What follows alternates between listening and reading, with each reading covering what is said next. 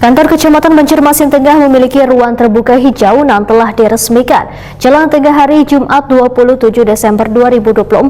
Taman yang dibangun dengan anggaran sebesar 190 juta rupiah yang dialokasikan pada APBD Perubahan 2024 ini diharapkan dapat menjadi wadah nang nyaman gasan sabaratan warga wayah berurusan di kantor Kecamatan Banjarmasin Tengah.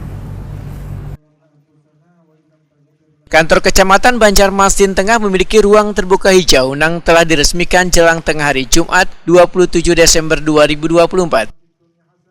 Taman ini dibangun dengan anggaran sebesar 190 juta rupiah yang dialokasikan pada APBD Perubahan 2024.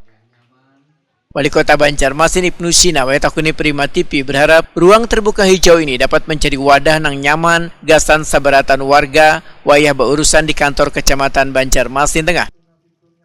Ibnu Sina menyatakan keberadaan taman di kawasan kantor Kecamatan Banjarmasin Tengah ini bisa menjadi contoh bagi kecamatan lainnya agar bisa pula membangun taman yang nyaman dan memperindah kawasan yang berada di sekitarnya.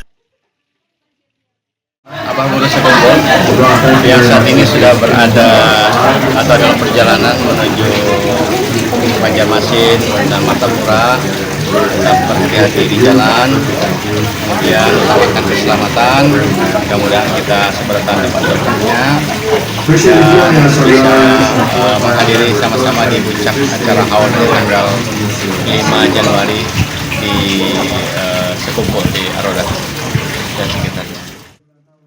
Ibnu Sina meminta taman yang menjadi ruang terbuka hijau ini dijaga dan dipelihara dengan baik serta minta warga untuk turut serta pula merawatnya.